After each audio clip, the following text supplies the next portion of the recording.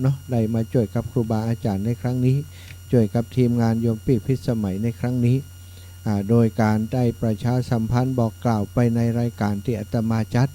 บางครั้งก็ผ่านตั้งวัดไฟหินบางครั้งก็ไม่ได้ผ่านเนื่องจากว่าเวลาที่อาตมาจัดนั้นบางครั้งบางทีบัได้ลิงก์สัญญาณมาตั้งฝ่ายหินสถานญาติโยมแต่ส่วนใหญ่ถ้าได้จัดรายการลิงก์มาตั้งฝ่ายหินแล้วอาตมาก็จะคือศรัทธาญาติโยมได้รับฟังว่ากิจกรรมการทำพระป่าสามัคคีครั้งนี้นั้นเป็นสิ่งที่ตั้งธรรมะคลายเครียดของเราได้ร่วมโดยช่วยกันในการสนับสนุนกันช่วยเหลือกันทำให้เกิดการทำพระป่าในครั้งนี้ก็มีทีมงานหรือว่ามีผู้ฟัง FC ที่เปิดติดตามฟังรายการของธรรมะคลายเครียดได้แจ้งทราบว่าได้แจ้งมาตั้งโยมปีก็ดีท่านสามเณรเอาลักก็ดีท่านอาจารย์สมัครมาตลอดเนาะมาให้มาหอมส่วนแจ้งมาตั้งอาตมาภาพก็มีอยู่ส่วนหนึ่งเหมือนกันซึ่งวันพุธก็จะได้รวบรวม ติสถาเปิ่นโอนปัจจัยผ่านมาตั้งบัญชีอาตมาบางพ่องก็ฝากหอมมาตั้งท่านครูบาอาจารย์วันก่อนไปปริวาสกรรมลุกขมูลที่วัดบ้านห้วยทางเปิ่นก็ฝากท่านพระครูอภิวัตรมาซึ่งก็มีศรัทธาป้อป่าแม่สีพันคำจันทร์เนาะพร้อมกับลูกหลานของเปิ่นพี่น้องบ้านสองแควเปิ่นฝากมา100 บาทเนอะร่วมทำบุญพระป่าสนับสนุนสถานีวิทยุวัดฝ่ายหินของเฮาแล้วก็แม่เสาแก้วนิ้นโขงพร้อมลูกหลานบ้านกลางสองแควก็ได้ร่วมบุญมาแหม100 บาท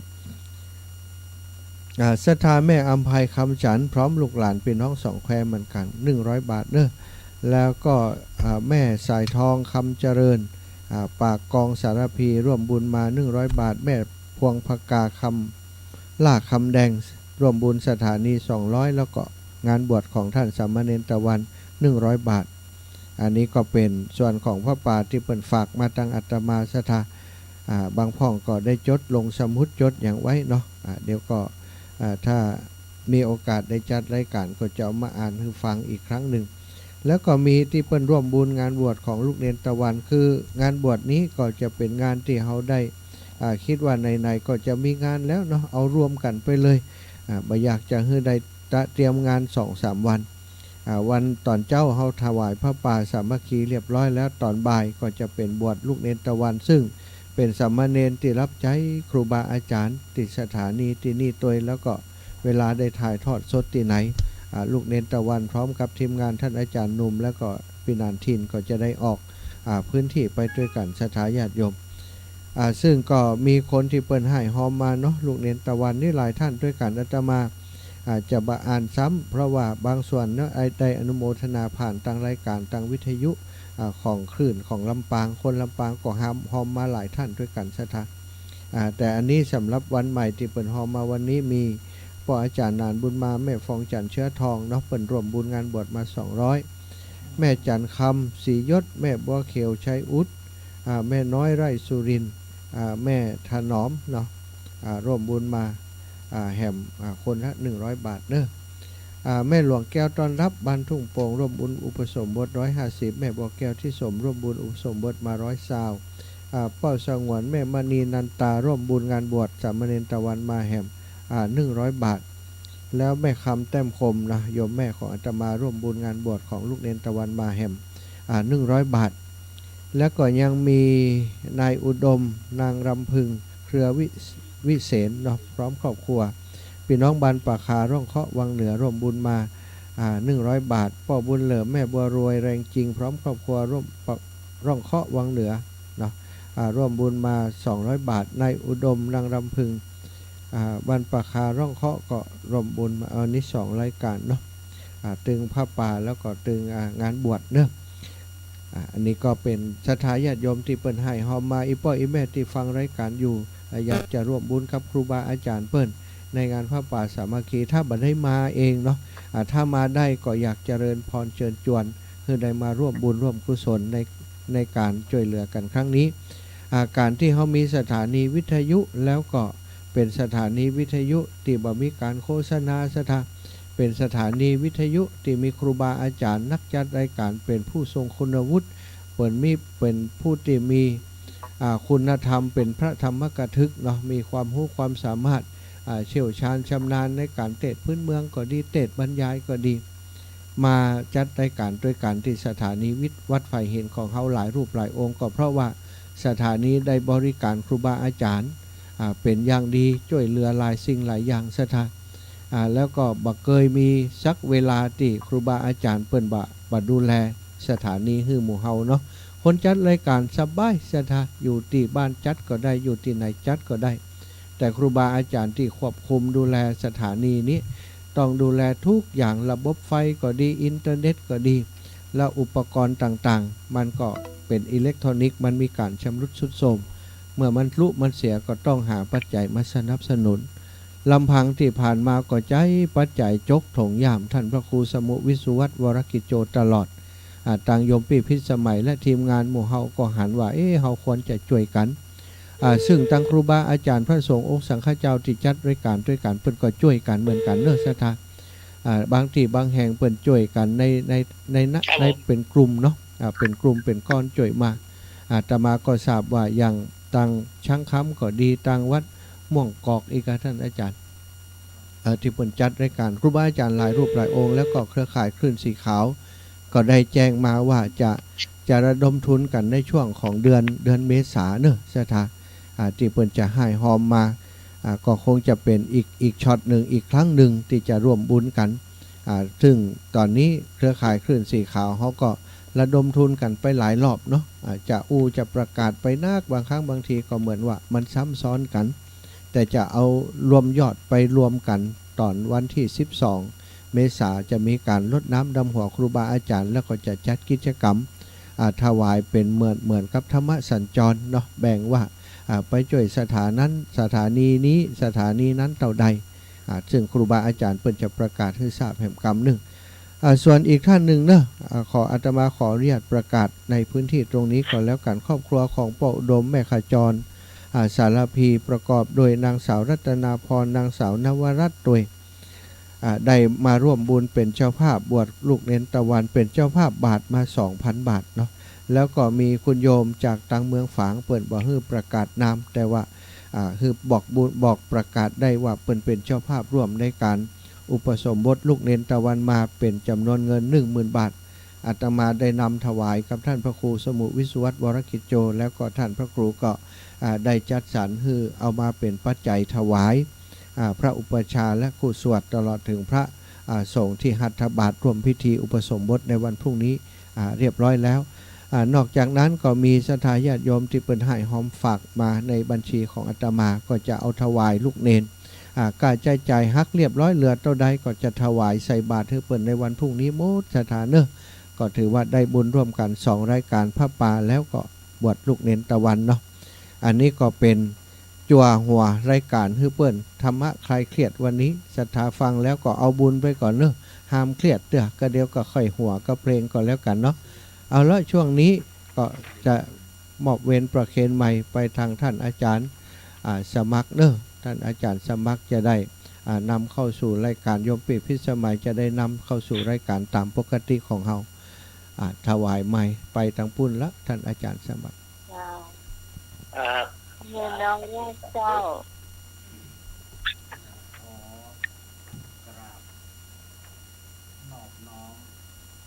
ยังกุลพระตีทารายรัตนาผ่านแผ้ว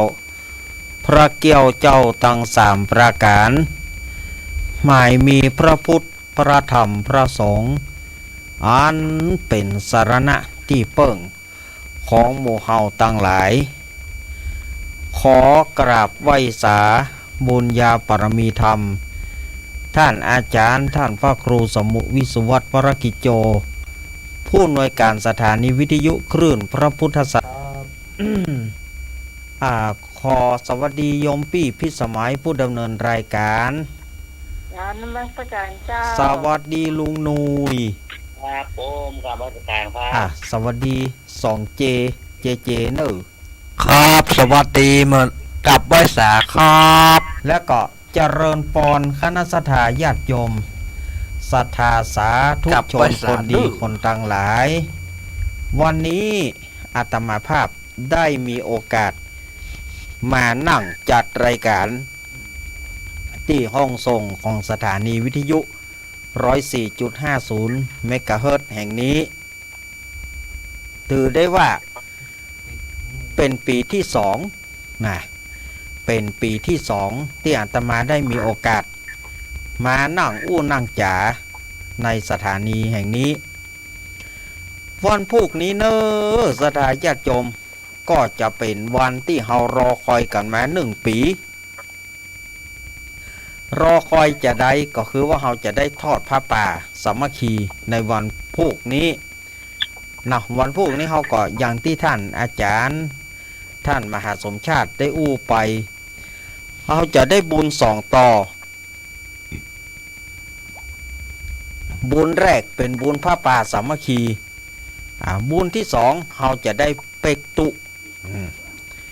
อย่างที่อาตมาว่านั่นนะผู้ใด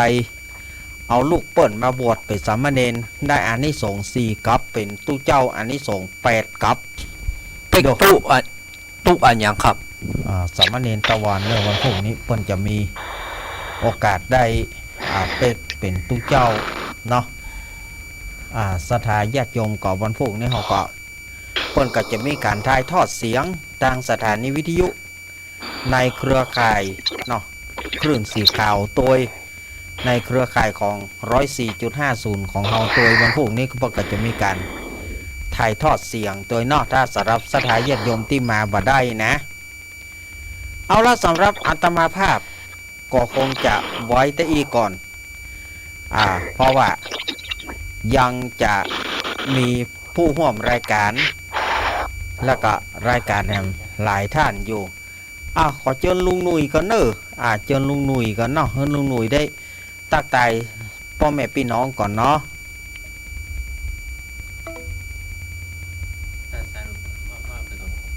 ฮะสายรูด เอาสายก่อน สายหลุดเนาะสถานญาติโยมสุมาเนอะกำเดี๋ยวเนาะเอา2 เจก่อนนะ2 เจไปว่าไปก่อนไป2 เจผมขอกับไว้สาอาจารย์สุวัสดิ์กิจโยเฮาเหมือนกันนะครับผมขอกับไว้สาอาจารย์สมบัติเหมือนกันนะครับผมขอกับไว้สาอาจารย์มหาสมศักดิ์เหมือนกันนะครับลืมชื่อครับลืมชื่อเด้อศรัทธาเต้ฟังขึ้น104เนาะลืมชื่อข้ามมาหาโอ้เปิ้นเมาไปมอยมนทาทิพย์เจียก็เลยลืมไปทั้งหน้าเลยครับผมก็ขอกลับป้อยสาตุเป็นหนุ่มวัดไฟหินเหมือนกันนะครับผมขอกลับป้อยสาเนนตะวันเหมือนกันนะครับผมขอกลับป้อยสาเนนนัดเหมือนกันนะครับครูเสวัสดิ์เหมือนกันนะครับผมขอกลับสวัสดีกำนันหนุ่ยเหมือนกันเด้อสวัสดีพี่ทิศสมัยคนงามบ้านตอนตาลมะลิมเฮาเหมือนกันนะครับจ้าสวัสดีเจ้าครับสวัสดีครับสวัสดี6 คนที่ฟังขึ้น104ไปถึงตั้งใดแก่ดีเนาะครับสวัสดีครับขอบคุณครับเจ้าขอบคุณเจนะเจ้าที่วันนี้มานั่งจัดรายการตัวเนาะสำหรับวันนี้เนี่ยเราจะเอารายชื่อของคุณผู้ฟังที่เพิ่มเติมเข้ามาอาจารย์สมัครตะกี้ไปมออาจารย์ก็ว่าพี่ออยโอนเป็นโอนสตางค์เข้ามาเชียร์อาจารย์แล้วก็มันจะมีสลิปขึ้นที่ขออาจารย์แล้วได้บอกยังว่าอาจารย์ได้ดูหรือยังเนาะจำนวนเงินนั้นประมาณ 9,000 แล้วเนาะอันนี้ของอาจารย์ออยเด้อหูละแต่ของพี่เขานี่น่าจะเกิน 30,000 ตายไปแล้วเนาะแล้วขออาจารย์นิพนธ์นี่ขอ างจะนักเหมือนกันเนอะบวกกันไปแล้วนี่ปีนี้นี่ถ้าจะเกินขาดละเจ้าเกินเป้าหมายที่เขาตั้งเอาไว้เจ้าเนาะแต่ว่าพรุ่งนี้เนี่ยไปก็จะได้แยกของเนนตะวันเอาไว้ที่เป็นทอมเนนเนาะแล้วก็จะแยกของเงินป้าป่าเอาไว้หัวตีหนึ่งเจ้า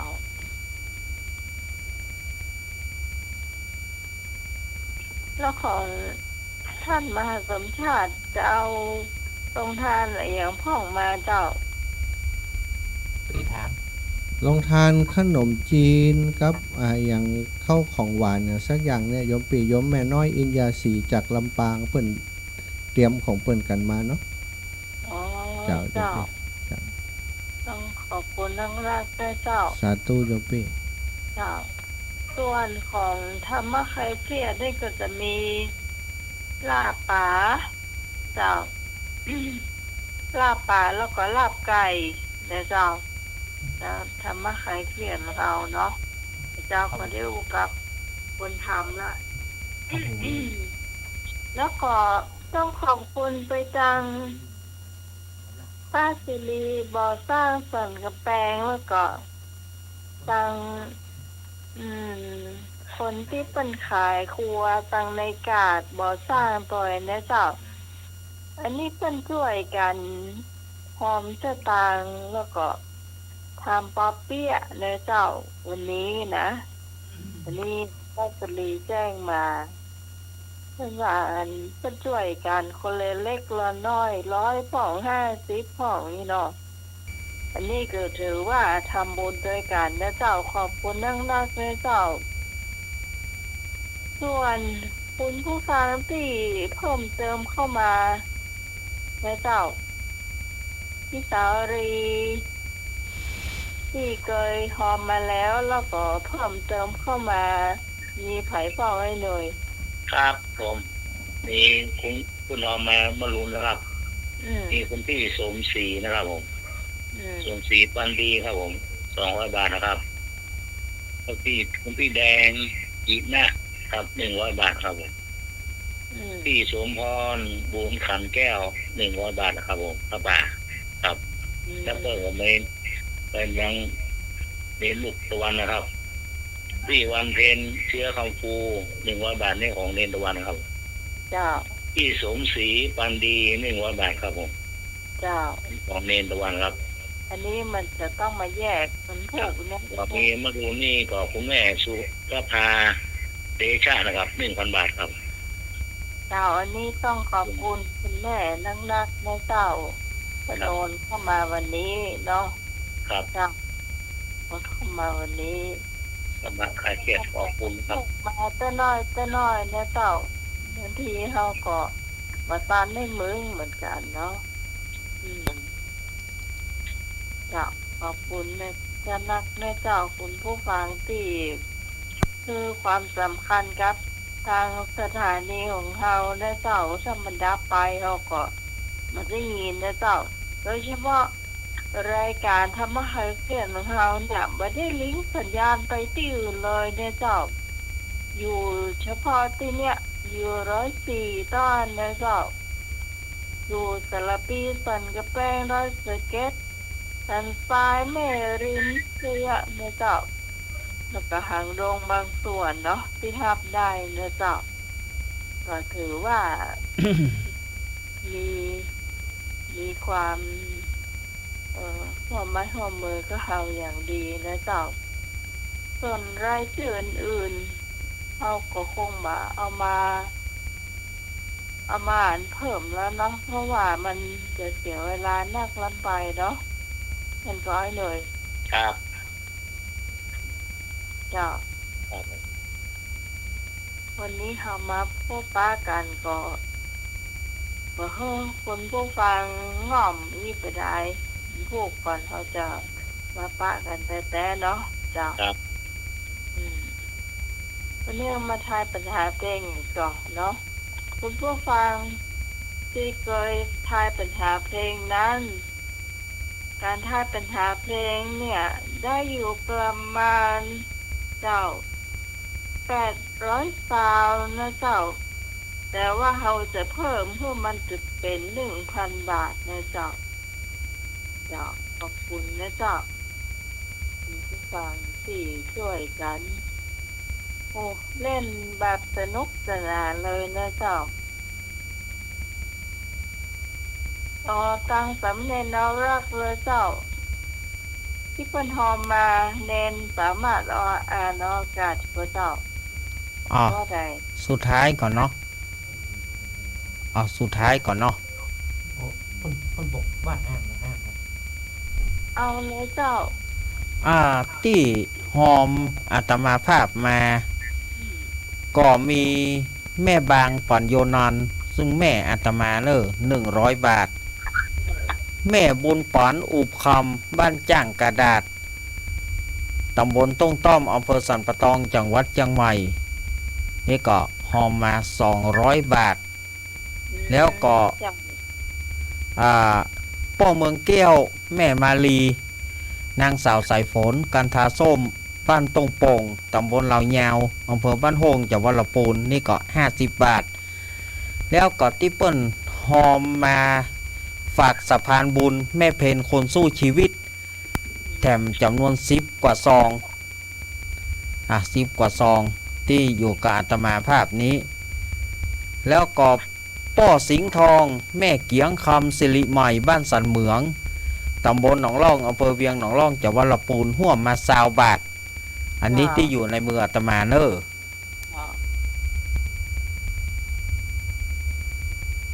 ครับหมดละ ขอบคุณนักให้เจ้าที่หัวมาแม่เพนก็ต้องฝากขอบคุณไปตามแม่เพนเนาะเพิ่นอาจจะไม่ได้ยินเนาะ ครับแต่วันพุกเพื่อจะท่าฟังเนาะ อ๋อเจ้า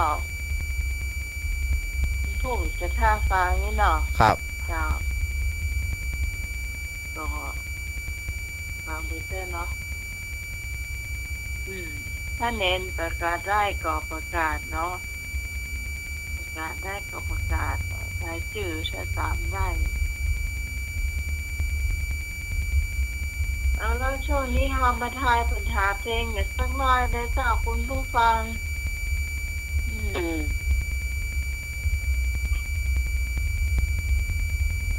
คุณผู้ฟังบริหารมือกันหน่อย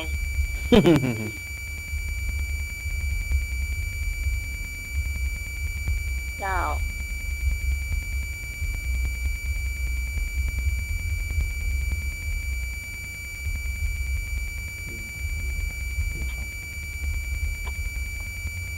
วันนี้ตึงไม่ได้กินกาแฟสักอย่างอ่ะ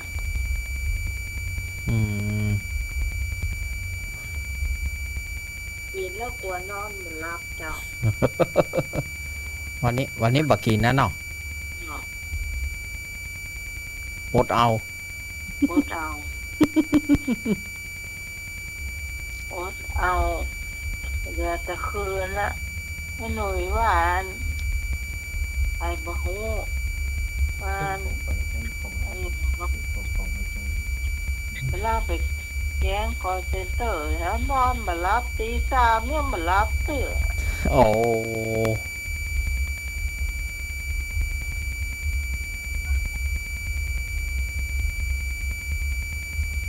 เจ้าอาจารย์ถ้าพร้อมก็เชิญนะเจ้า อาจารย์นิพนธ์ส่งรายมาณขณะนี้12540ครับผม นะครับ อย่าง อาจารย์นิพนธ์ส่งตัวเลขมาครับ12540 12540ครับ 12540ครับ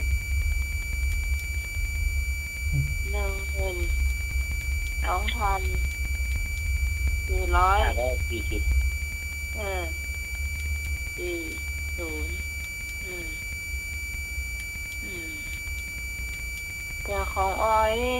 คงยังเหมือนหนิงเตอค่ะเพราะว่าอ๋อแต่นิพนธ์ก็น่าจะเหมือนหนิงเตอเจ้า ครับ เออ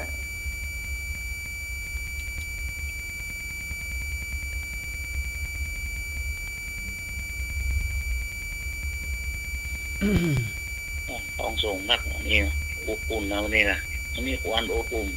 เอ ข อ นาดที่ อบอุ่นเนอะวันนี้ ขนาดที่เจ้าน้องบวกของออยกับของอาจารย์นิพนธ์9,000กับ9,000เนี่ยมันก็เกิน50,000ตายไปแล้วอ่ะ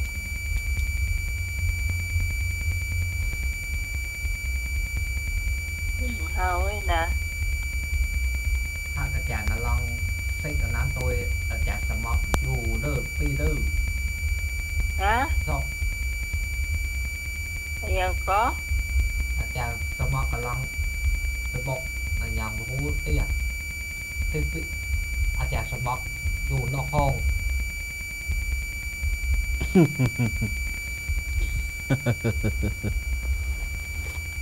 ที่ส่วนซิกกับฟองกัน ไปได้หรอมีเปิดเพลงแตนปะ เฮ้ย คนนอนมาบ้าน เปิดเพลงหมดยาก เปิดเพลงแตนไป ครับ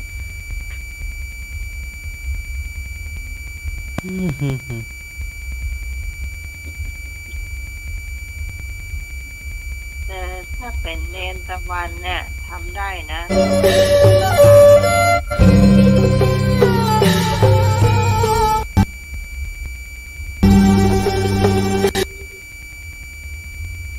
เนนตะวันนี่ทำได้ อยู่หน้าคอมนี่จิ้มได้เลย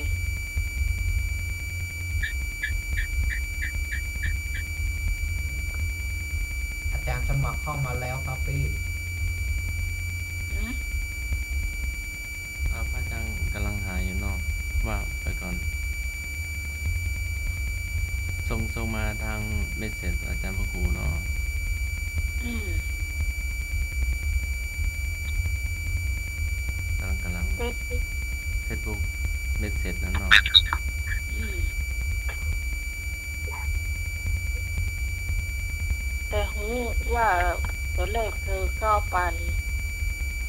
แต่รายชื่อขึ้นแต่คนหมดละ แล้วบัญชีสถานีนึง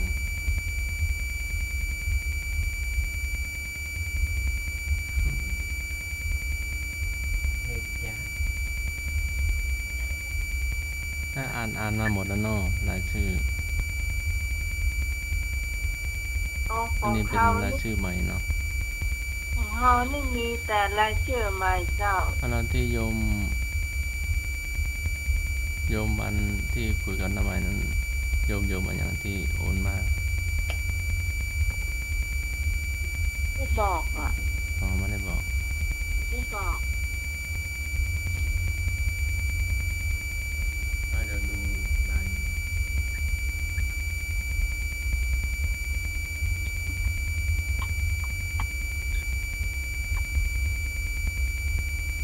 ม่ได้บอกไม่เจออย่าง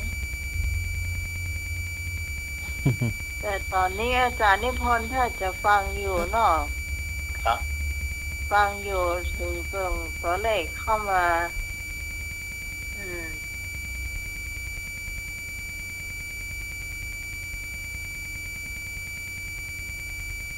อาจารย์นิพนธ์ของน้องเขานี่ตัวเลขมันเพิ่มขึ้นเจ้า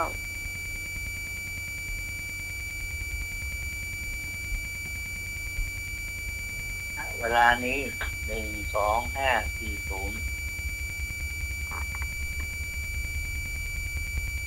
หน้าเวลานี้ลูก ครับ มันคิดว่าจะเพิ่มขึ้นก็ได้อาจารย์นิพนธ์ เนาะถ้าเพิ่มขึ้นก็ยิ้มเลยเนาะ ครับ ยังเน็ตยังมาไม่ไหวเนาะ ถ้าเพิ่มขึ้นก็โอ้ ผมแน่ๆเพ เดี๋ยว ราะ ประ ว่าก าศพรุ่งนี้ก็ได้เนาะ ในเห็นเพิ่นมีหลายสายอยู่ แน่กะ อืม โอ้ถ้าเพิ่มขึ้นก็อนุโมทนาบุญตัวนะครับ เนอะ จัง ผมมาเนาะผมมาแอลกันว่าไป ไอ้นี่หรอก เออ ปลาในครัวใหญ่ละกุ๊ก2 กุ๊ก กำนันนู่นจะมาที่โมงครับ ผมสัก7 โมงบ่ายไปแล้วครับ7 โมงบ่ายเกือบ8 โมงครับ 10 โมงปลายเหมือนกันแล้วเป็นทอดแล้ว10 โมงปลายเป็นทอดแล้ว พอทอดละทอดพอสุกละ 7 โมงปลายให้หนูจะมาแล้ว พี่จะมาที่โมงครับ เอาปีไปเจ้ากะวันนั้นอัน พี่จะมาที่โมงครับ นันชินว่าโอ้ยเจ้าแต่เจ้าไม่เจ้าอย่า ว่าจะไป6 โมงจะไหวไม่เจ้าอย่า อืม แอลเวียนพวกลูกเต้ากะ แต่แกบอกว่าให้มาปลุกกันแล้วกันนาที5นะ เจ้าภาพมันต้องมายาวเปิงแล้ว ก็4-5 เกินก็ได้เหรอมันจะมีรถเหรอ มันหนาวก็ขับไปไว้อะ หนาว เจ้าภาพมาจองในเปิงกัน ฮะ เจ้าภาพมาจองในเปิงเจ้าภาพพี่ที่สมัยของงานบ้านตอนไม่ลืมอ่ะ เจ้า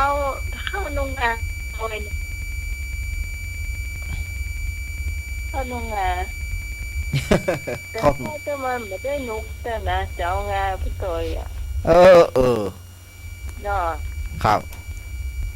อาจารย์บอกว่าให้พี่น้าหมายเปิดเน็ตบ่ ฮะ เน็ตหมุน น้อง ติ้ว น้องให้ฟังว่าเปิดนี้ก่อน ไอ้ยังก็ ๆให้โยมพี่เปิดเน็ตมา โอ้ อยากว่าเปิดนี้ด้วย โห หมุนติ้ว คืนโยมพี่เปิดเน็ตคือตามพี่ออยเปิดเน็ตคือตาม แล้วพอเรามาหู เน็ตมันหมุนได้ปิ้วนะ อยู่คนที่เนาะ เออ นั่นโอ้โทรศัพท์มาแล้วเฮ้ย เจ้า น้องไม้โอ้อย่ามาดังนี่เราไปเหลืออัน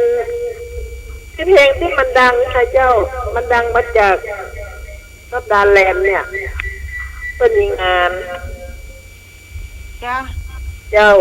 เนี่ยสินสนรอกูจะตายเนี่ย เออเอ้ย เจ้า ดังขนาดละโทรมาบอกก่อน พูดขึ้นไปเนอะ เจ้า เจ้าสวัสดีเจ้า เจ้าออกคนเจ้านะคุณผู้ฟังจะโอ้จะตากันเข้ามาเลยเจ้า ไม่เห็นเกี่ยว ยังได้พ่องเจ้าเอาเข้ามาเลย 053226 058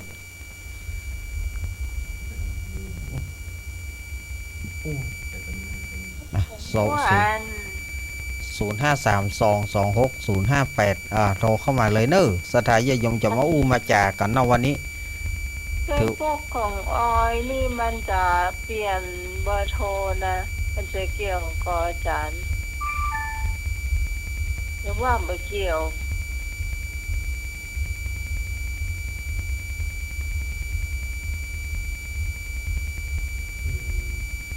เบอร์โทรใหม่เรื่อง อย่างที่คนโรงแรมนะครับผมว่าเพิ่มมาอีก580 บาทครับผม บวกเข้าไปเลย ๆซึ่งจะมองน้าหมายใครหลับ เดี๋ยวคณะเปียบอก 5ไป โอ้ปลุกกันตัวนึงจะได้นานทีเราปลุกตัวเนาะถ้าตื่น8 โมงจะทันเลย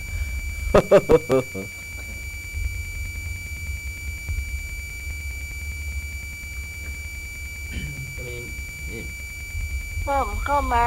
500 สาย เป็นเท่าไหร่ ที่4กับ5จะไป9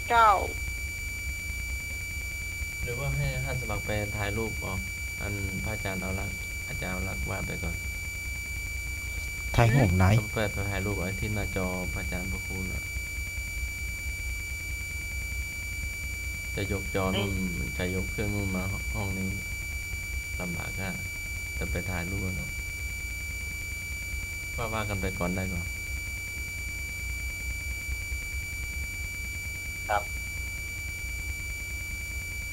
2 1 2 5 4 0 บวกอีก5 เดี๋ยว 8 ผมลุงหนุ่ยอันนี้ครับ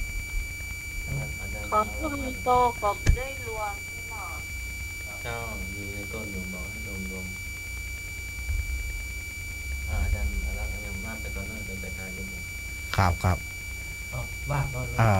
นี่ก็เนอะวันนี้ก็ถือว่าเป็นรายการพิเศษ รายการถ้าเป็นภาษาของตู้เจ้าก็อบรมสมโพธิพระป่าอบรมสมโพธิพระป่าแต่ว่าวันนี้ก็เจริญปอน เจ้ากรรมการเจ้าอันนี้แม่จะร่วมร่วมทำบุญรักษาตัวเจ้า หม่อมพระป่าเนอ เจ้า200 แม่ยาง จันเป็ง แม่จันเปง คำมาเมือง คอมมาเมืองไงเนาะ ขอเลขบัญชีเดี๋ยวแม่ได้เปิดไปจะได้มาได้เช็คเลย อาจารย์สมัครอยู่นอกห้องอยู่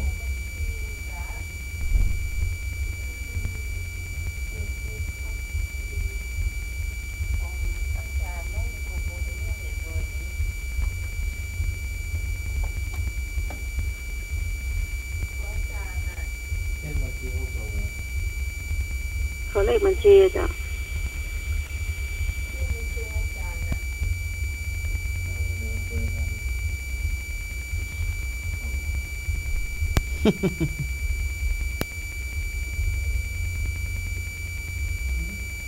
คุณบางก่อนแล้วกัน บอกว่า ก็ว่างแค่จ้ะฟังอยู่รอจดนะจ้ะ ฟังอยู่เนอกแม่เนอ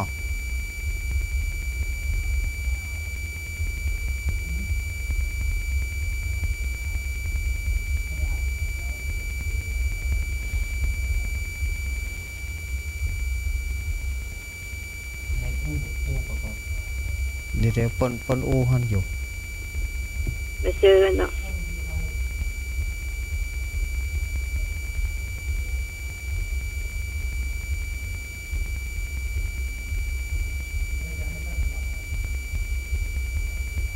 จะอยู่ในเฟซบุ๊กกันเนาะเลขบัญชีมีกันเนาะ เดี๋ยวป้นกำลังประสานงานกันอยู่แล้วแม่ นี่อะไรอ่ะ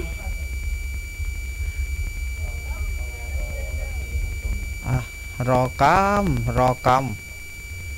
พวกรอกำเดียววันนี้มันอาจจะชุกละฮุกหน่อยแม่เฮย วันนี้อาจจะชุกละฮุกพอสมควร ขอให้หน่วยเนี่ยมันยอมถ้าว่าปิดบัญชีแล้วเจ้าเอามาเอาแล้วเนาะ จะว่า ฟังกันได้แล้วครับแต่ฟังเดี๋ยวท่านสมัครเพื่อจะบอกครับ จะโอนเข้าบัญชี ของท่านสมัครของพระอาจารย์โดยตรงเนาะแม่คอยฟังเนาะ ครับแม่ฟังกันนะครับเดี๋ยวเพื่อจะบอกนะแม่เนาะ เจ้าพระอาจารย์กำลังทำ ให้เราสกัดนะครับแม่ฟังวิทยุก็ได้นะครับเป็นต้นสกัดเนาะ เอาไว้อยู่เนาะ ครับ แม่อย่างนะ โอ้ แม่จันเปง จัน จันเปง แม่ เมือง การเป็นนะสกุลใหญ่เจ้า ทำมาเมือง คอมมาเมือง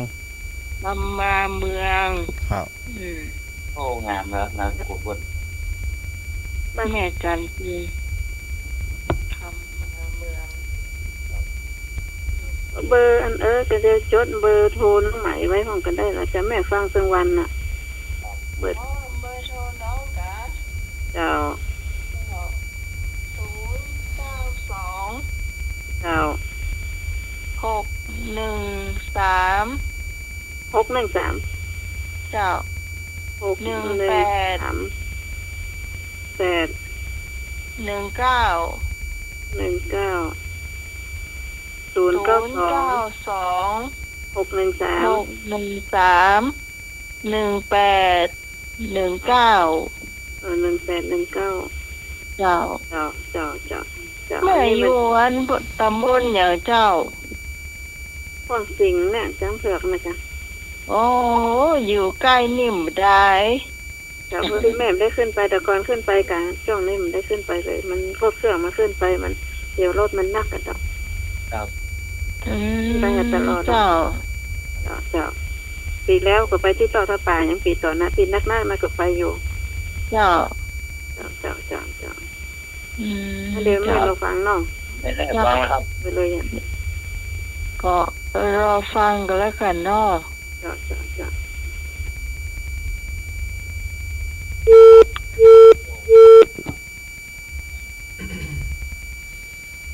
อ๋อได้มาแล้วเนอะไปถ่ายรูปจะประจามาแล้วรายชื่อท่านที่ร่วมทำบุญอนุโมทนาสาธุขอบคุณที่ร่วมทำบุญค่ะ 1. คุณดวงกมลสุนทรสุตะหรือว่าสุดนะจำนวน 1,000 บาท นี่ของที่อะไรกะ เจ้า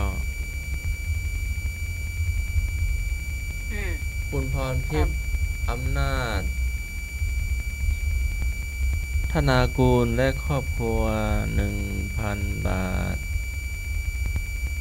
ครอบครัวคุณสุพันธ์นีประการกิจจำนวน 1,000 บาท นางสุพันธ์นีประกอบกิจ นายกิตตพลประกอบกิจ เด็กหญิง นัทธานิชาประการกิจ เด็กหญิง นัทธกมลประการกิจ 4. คุณจิราพรประภาและคุณจันประภาจำนวน 500 บาท 5. คุณแม่ทองอินสุริยดรพร้อมครอบครัวจำนวน 1,000 บาท คุณพรทิพย์อำนาจ ธนากุลพร้อมครอบครัว 500 บาท 7. คุณน้องนุชมูลทาพร้อมครอบครัวจำนวน 1,000 บาท 8. คุณสุวพัฒน์รักศีลประกิจจำนวน 1,000 บาท 9. คุณเลไลรักศีลประกิจจำนวน 500 บาท 10. คุณสสิสุริโยดรณสิริสุริโยดรตะวันนพเกตพ่อแดงแม่ชื่นสุริโยดรพร้อมครอบครัวจำนวน 1,500 บาท รวมยอดทั้งหมด 9,000 บาท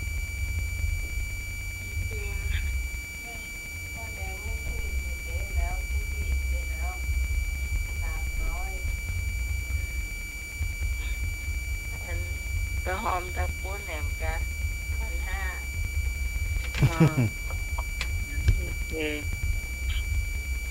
เลขบัญชีนั่นไง เจ้า 521 เลขบัญชี 0 เจ้า 3 4 บอกใหม่บอกใหม่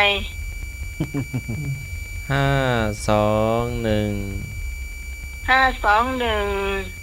034 034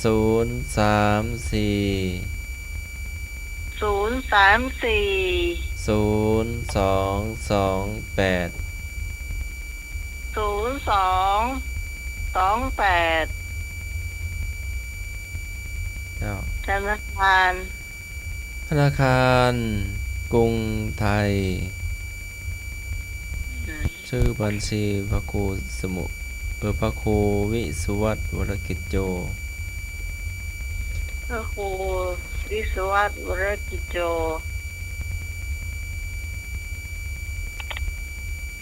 สาขาถนนสุเทพ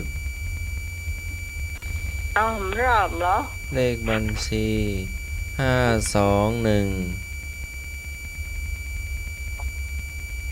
ไอ้หนูจดไว้ตัวเหรอ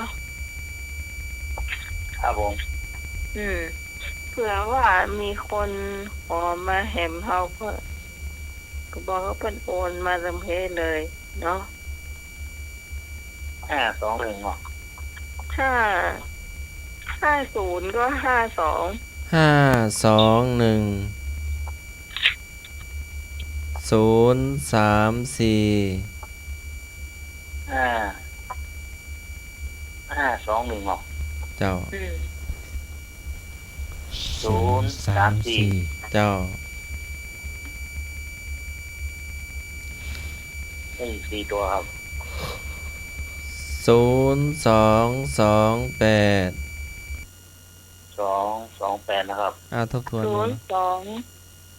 0228 52103402228 เจ้า ครับ ธนาคารกรุงไทย กรุงไทย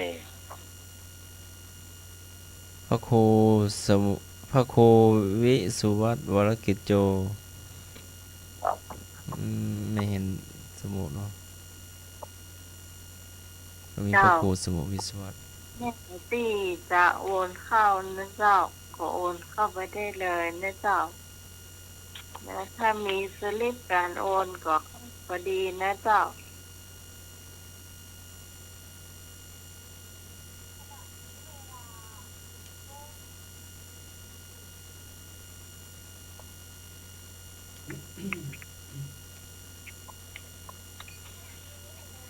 ตื่นเต้นนะน้อมรับกล้าพูดเลยครับป้า โอ้ขออาจารย์นิพนธ์เพิ่มขึ้นแล้วจ้ะ ครับ 13,000แล้วจ้ะ ครับ อนุโมทนาสาธุการเนื้อ ขึ้นมาเป็น13,000ว่า ดู ถึงหรือยังเมื่อกี้มัน ถึงว่า ก็ได้แล้ว ฮะ ตุลุงตกโตนี่เอายกต้นมาเลยเนาะแล้วประมาณนับ จริงก่อนน่าจะนับตั้งแต่เช้าแล้วเลย แล้วก็นึกว่าเหไปที่ศาลา มันจะเป็นการนับแล้วคือนับแล้วก็ถวายรวมกันเลย ทีเดียวเนาะถวายใหญ่ทีเดียวเนาะรับพรทีเดียวเนาะ ก็น่าจะ จ้า ต่าง เดี๋ยว คน ไป ต่าง บอก คน ให้เนาะ เดี๋ยวก็ไปจำวัดที่เนี่ยกุฏิลุงตุกโตน่ะเนาะอาจารย์สำเนรเอารักก็ได้พระอาจารย์มหาสมชาตินี่จำวัดปรากฏอยู่ที่ห้องทรงนี่เนาะอยู่บนห้องทรงตุลุงเรือนก็จำวัดที่กุฏิหลวงพ่อเนาะ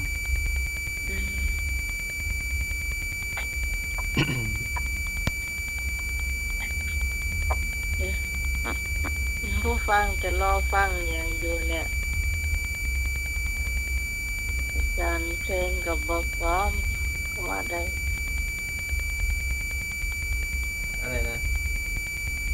อาจารย์บพร้อมที่จะเปิดเพลงก็ว่าได้ อาจจะอยู่ถึงไหนอ่ะตอนนี้4 ทุ่มกว่าเนาะ ผมสักชั่วโมงก็พอละ เพิ่มสักชั่วโมงนี่เนาะ โมท่านกับโมท่านนะเนาะ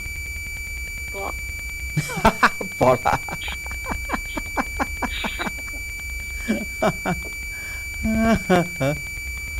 โมท่านกับพอละ อันโมท่านก็บอกกับไปรับหมดละ มาเอาไปถึงเที่ยงคืนปี โอ้ มันจะบ่ไหวกันถูกอ่ะ บ่ไหวแล้วเนาะบ่เหลาแล้วสุกบ่ลูกแล้วสาวอีก โอ้มีญาติโยมเปิ้นโทรเข้ามาเนอะ จะเริ่ม เจ้า เอาเลย แล้วอัน เปิ้นอู้ปี ไม่ ปี จำเป็น ข้าว โอนไปแล้วเนอะ ฮะ โอนไปแล้วเจ้า200เดี๋ยวเนี้ย อ๋อเจ้าขอบคุณเจ้า แล้วมันมามีสลิปมันเหมือนเบอร์ของอันน้องไม้ปิดกะ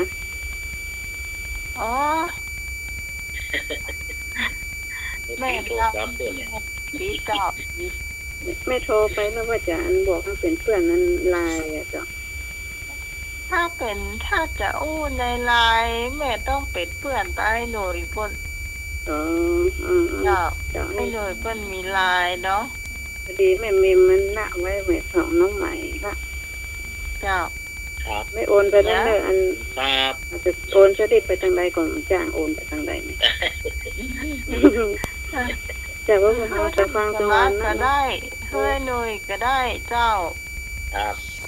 ไอ้หน่วยนี่ก็เบอร์062 เดี๋ยวเนอะยังก็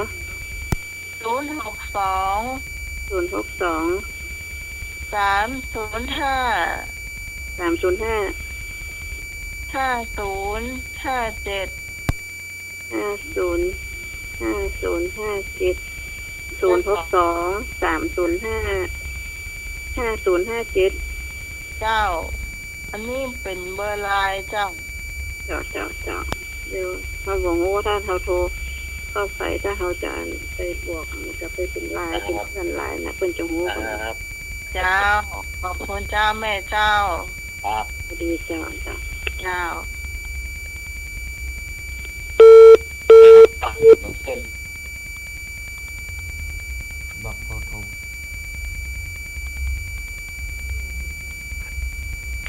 บอกโอ้ย เจ้าสำหรับ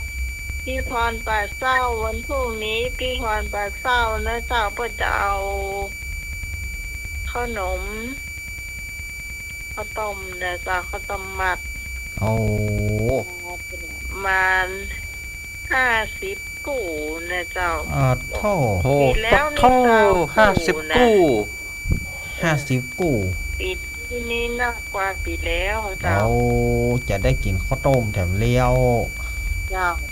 แป้งลำๆเด้อ ข้าวต้มมัดหรือข้าวต้มย่างเนี่ย ข้าวต้มมัดของแม่พรปีแล้วอ่ะอืเออม แม่พรแป้งลำๆเด้อ ข้าวต้มกะทิ เตรียมท้องไว้กันนะไหม เอาเกี้ยงก้า ประมาณ เกี้ยง ป ก้า ระมาณ500 คนหรือว่าประมาณ100 คน ก็คงว่าไปกินข้าวต้มกะทิหมดกะ นี่ตอนเจ้าหรือว่าตอนเพลนนะไหม ก็เปิ้นจำ ก็ ไหม เลี้ยงเพนกันหมดอะ ก็ ขนาดบางคนมีปล่อยหลวงนะ เอ มันยัง อ มาเพนะ เปิ้นมีปอยหลวงเนาะบ้านแม่พรนะ วันนี้กะปิ วันนี้ปัญญาโคตานบ้านเข้าละแล้วก็มันผูกอะจริงๆเปิ้นต้องเข้าวันผูกแต่ว่าเปิ้นจะเข้าวันนี้ละ วันผูกนี่วันห้างหลวงเปิ้นนี่เนาะ อืม อืม พรุ่งนี้เป็นวันทางหลวงเปิ้นเนาะพี่เนาะ เจ้า วันห้างหลวง โอ้ปอยหลวงเริ่มมีแล้วเนาะ ปล่อยหลวง ปอยหลวง ว่าพี่จะเจ้าไปเอี่ยวงานวันเด็กอีก โอ้จ้าให้ไปมันรับเหี่ยวก่อนวะ ผมโอ้ เขา ผม ควรลงแต่อย่างอะมีพยันที่ป้ายแขวนคอไว้เฮาอ่ะ ไปตีเสื้อกะ อืม ฝากการก่อนพ่อหลงนี่ ไม่เอาสนามบินได้กาแฟ2 อม โอ้ผมขึ้นมาแต่เจ้ามอก10 โมงประมาณ9 โมง 10 โมงนะครับ โอ้ขอมาสุดตังงานวันเด็กสุดตังอะ อืม ก็เปิ้นว่าวันนี้มันวันหยางเพราะว่าวันเด็กก็จะว่าวันคนใหญ่ลูก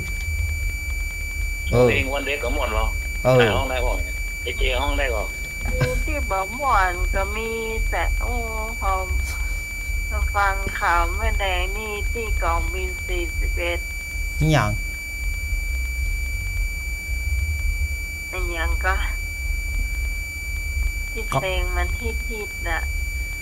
อย่างกำนันหน่วยห้องจ้างว่ะ เป็นเพลงของแบ็กแอนด์บอยเนี่ย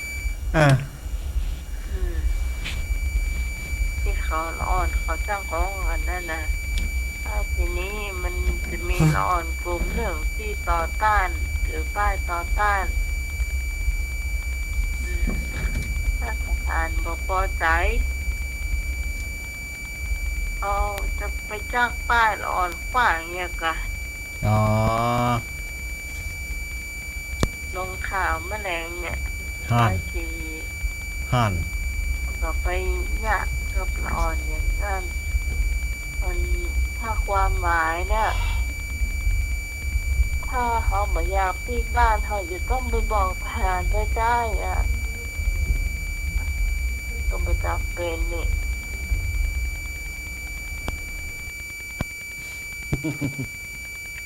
มันจะมีนะเพลงหนึ่งนะเป็นพร้อมเป็นภาษาอังกฤษก็พร้อม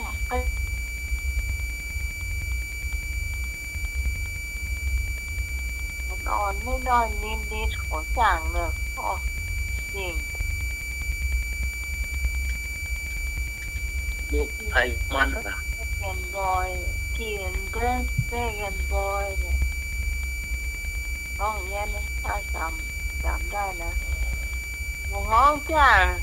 น้องขิมจ้างก็ขิมจ้างก็โทรมาสักคำมั้ง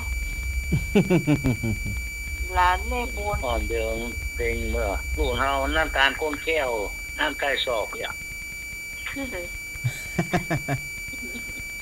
แม่บุญเอาหลานไปเอามาแล้วขิมรักจ้ะ แต่เจ้าได้ยินว่าบ่ได้ไปเอี่ยวไอ้หรอวันนี้นะแม่บุญ ไหน แม่บุญ เออ ตะกี้ว่าอาจารย์สมัครโทรไป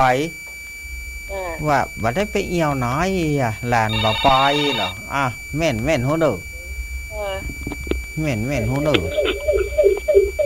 ห้อง เจ้าแม่ละเจ้า แม่บุญ เจ้า เอาว่าจะได้แม่บุญว่าไปเลย ต้องไป สวัสดีแม่บุญเด้อ จ้าวันนี้เจ๊ ครับ เจ้าวิชาอาจารย์ก็วิชาท่านอาจารย์วิชาท่านสมัครเจ้าวิชาในรักตัวเนอ สวัสดีแม่บุญ เจ้าวันนี้ไอ้หนุ่ยตัว ครับสวัสดีครับแม่บัวครับ จ้าวันนี้น้องใหม่ตัวเนอ เจ้า เจ้า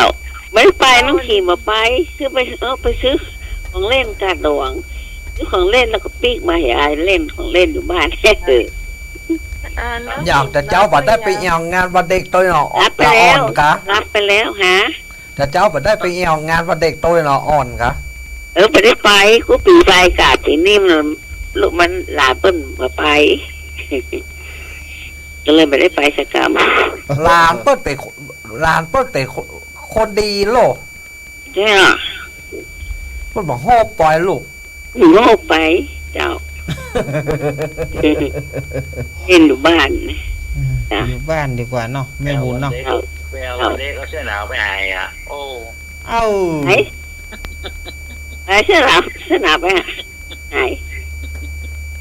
นู่นอีกอ่ะ ไหนกันก็ได้ขนมลูกอมสองอมเอกไปเกี่ย แล้วข้าวฟี่ เอาป้ายแขวนคอยอ่ะเนาะ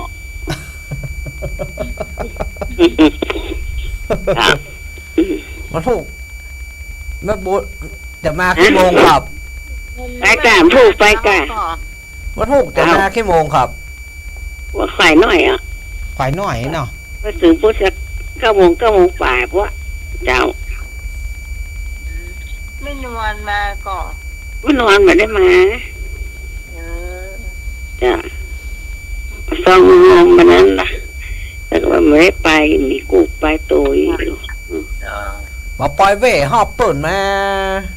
ผมมันคนละตีหรือประแดดตุ้นก่อน คนละตีเนาะไม่บุญเนาะ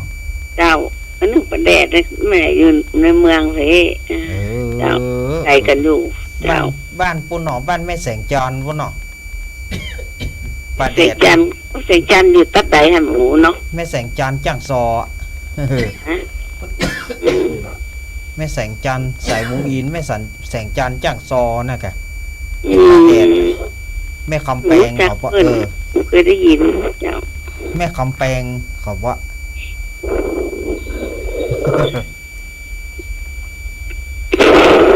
โอ้อันนี้นะโผล่อะ เรามานั่นกันดีกว่า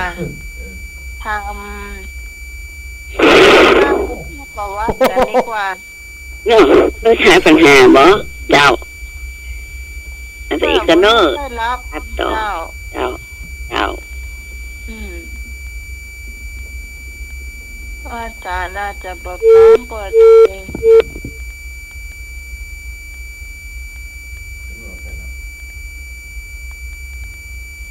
ยายพรโทรมาเด้อยายพร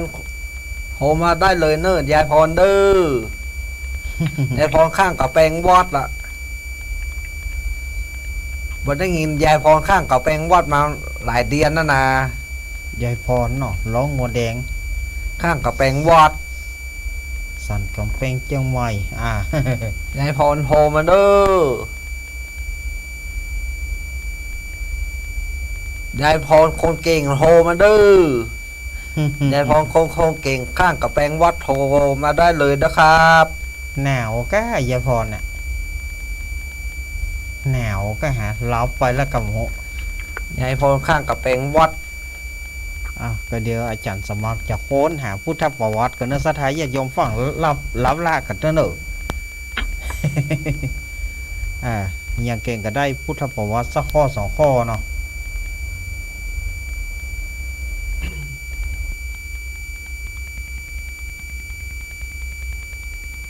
ก็เดี๋ยวสถายญาติโยมจะเล่ากันหมดละเฮาอยู่เนี่ย จำลองนะ น่ะกะละเฮาอยู่เนี่ยฟังไปทางใดเตอเด้อไปฟังละเองเตอเด้อ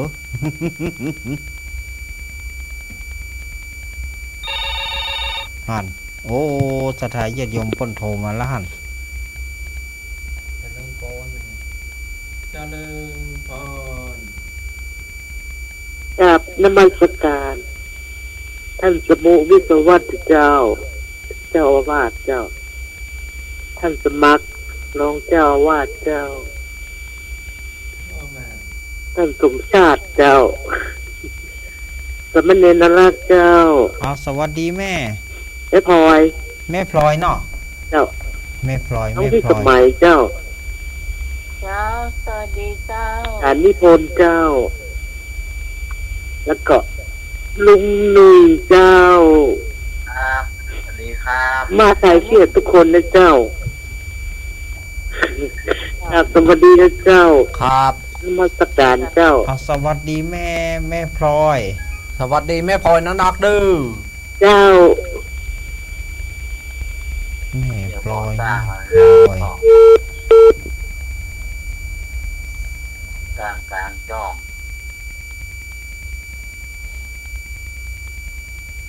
นั่งก่อนนั่งไว้กันมาใส่เกียรติ ถามเลย เพราะว่า จะมีแหมหลายท่านที่ชอบตอบ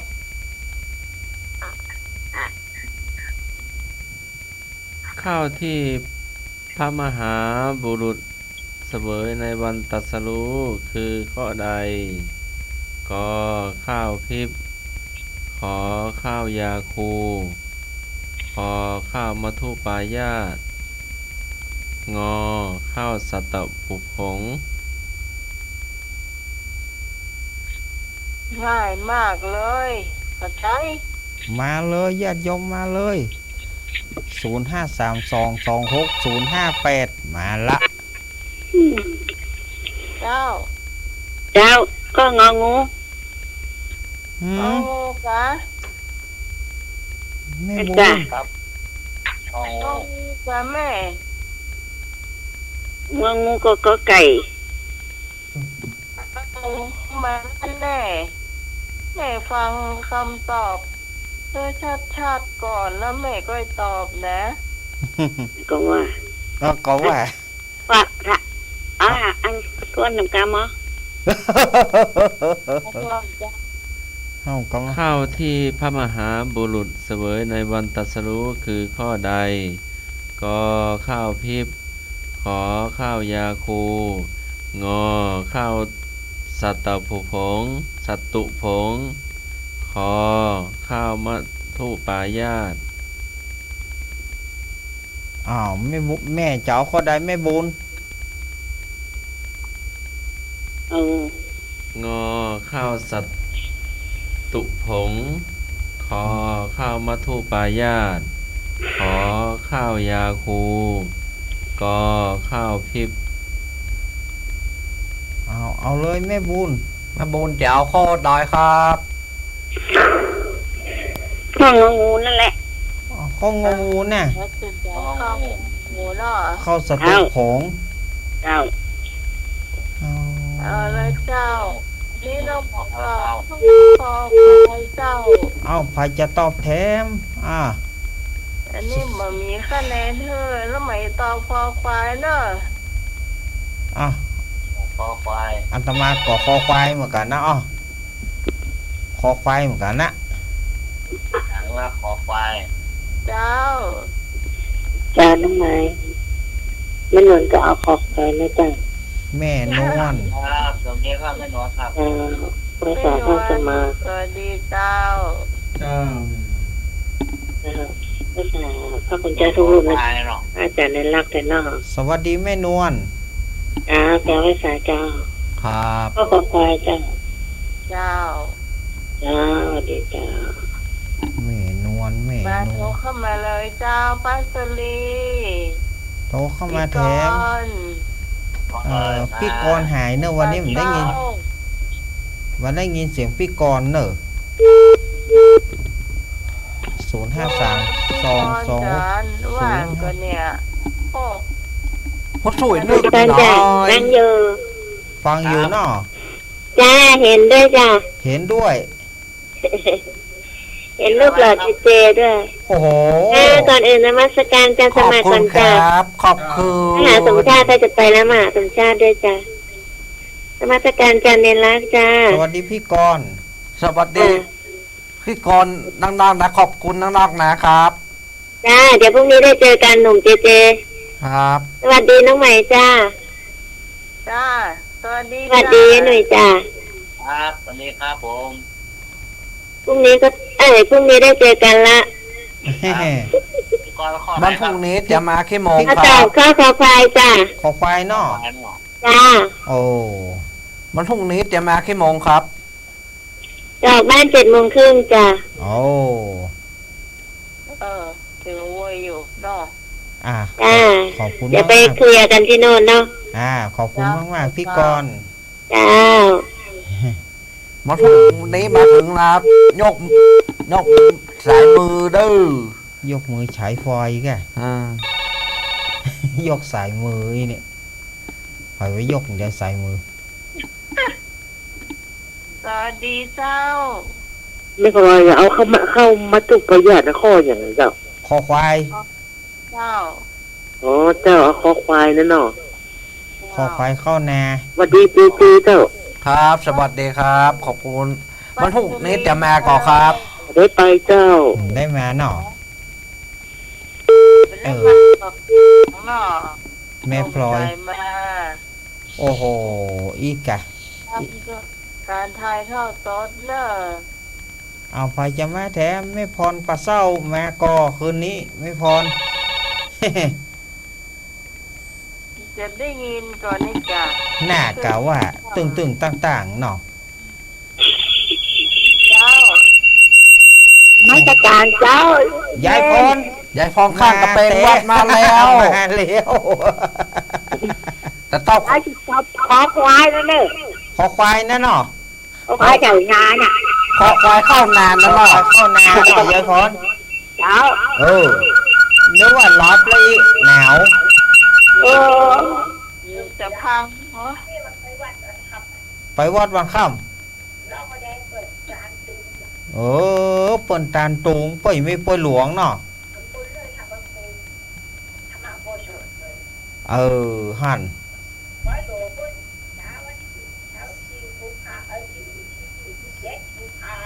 โอ้ตานตุงก่อนแล้วไหนแต่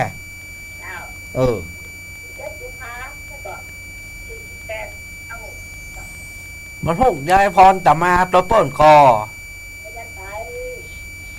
ไม่ได้ปล่อย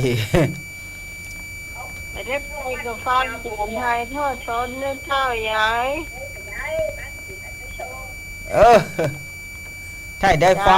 งถ่ายทอดทางวิทยุเนอะยายพรเนอะ มันมีหอยมาส่งกับข้าวโลดแบกา ขอบคุณ ตะโลดแบกา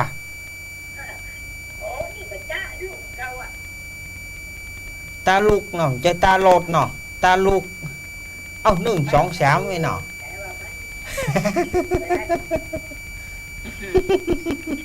สารีต้องคำ สาธุสายายพรสาครับขอบคุณหลายๆครับ เพิ่นฟังอยู่เนอะ ท่านมาหาประจำวัดละ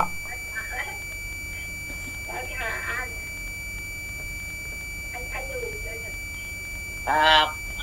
ครับผมครับแม่ผมครับ ถ้ายายพรบ่โทรมานั่นน่ะตามหมิ่นแน่ ยินดียายพรเนอะวัดดียายพรถ้าเพิ่นได้มากอมนี่นะม่วนนะยายพรนี่นะ ถ้าเปิ้นมาในตามหมิ่นกันมั้งไปปะงานตังเงินตามหมิ่น ถ้ามีนี่ สารีตอบก่อนพี่ตองปากบงสารปีเจ้า เนาะไอ้นึกเนอะไอ้นึกหายเนอะวันนี้ โอ้สมนึกนี่ไผ่ไปตังเงินพุละไม่วางพุละ ผู้ช่วยไม่น้อยผู้ช่วยนึกโทรมาคือกันเด้อ ก็เดี๋ยวได้ยินเล่าเดมาละ ผู้ช่วยไม่น้อยครับโทรมาได้เลยเด้อผู้ช่วยนึกไม่น้อยครับ โหมาหน่อย ผู้ช่วยนึกไม่น้อยไงอยากก็ได้ยินผู้ช่วยนึก โหมาหน่อย อยากก็ได้ยินผู้ช่วยนึกมาตอบปัญหานะครับผู้ช่วยนึกเขาหายนะเลียประเด็นนี้เลียกำนอนไม่นี่ กำนันมีเนี่ยกำนันตึงไปไหน เลียผู้ช่วยมาบ่ได้ยินเต้นนา ก็เดียวมาละ ช่วยนึกช่วยนึกโทรมาเนิ่น1 2 3 เดี๋ยวอาจารย์สมัครเสลยก่อนเนาะมีไฟแล้วแก เจ้าพี่พรคงไม่ได้ยินแม่เพราะว่าบ้านเกินมีปอยหลวงเนาะ เสียงเครื่องตึงต่างๆงั้นเนาะ กระทึกคือโคม ข้าวที่พระมหาบุรุษเสวยในวันตรัสรู้คือข้าวมัทุปายาต คอควาย คอควายแหน่คอควายเข้าแหน่เข้ามาทุก ไป แม่เถมแม่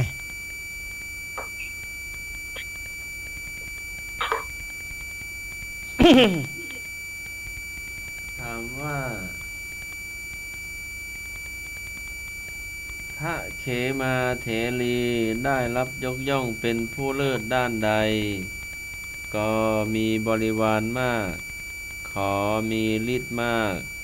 พอมีปัญญามาก งอมีลาภมาก พระเขมาเถรี คิดไม่นะ ทรงได้รับยกย่องว่าเป็นผู้เลิศด้านใด ก็มีบริวารมาก ขอมีฤทธิ์มากคอมีปัญญามาก งอ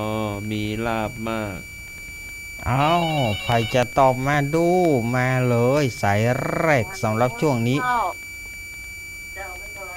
แม่พลอย แม่พลอยคอควายนั่นเนาะมีปัญญามากกินนะแม่พลอยเนาะมีปัญญามากสำหรับนางเขมาภิกขุณีหรือว่านางเขมาเถรี ครับผม ตอบมาเลยสถายยม 053-226-058ผู้ช่วยไม่น้อย 053-226-058 ผู้ช่วยมีน้อยผู้ช่วยนึกโทรมาเนอ มาเนอร์ฝ่ายจะต่อฝ่ายจะตัวแม่พลอยเนอร์ ผู้ช่วยนึกมีน้อยถ้าบอผู้ช่วยนึกมาในนาตามมินเหมือนยายพรเนอ ฝ่ายจะตัวแม่พลอยมาเลย อยากก็โดนตามมิน พี่ เหมือน กรไม่น้อย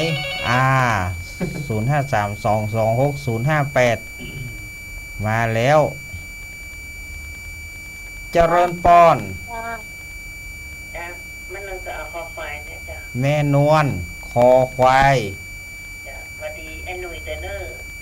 ครับสวัสดีครับพี่หลวงครับ สวัสดีจีเจเตเนอร์ ครับ สวัสดีครับบรรทุกจะมาก็ครับ มันโอ้มันนอนแบบไอ้ไปนะจ๊ะ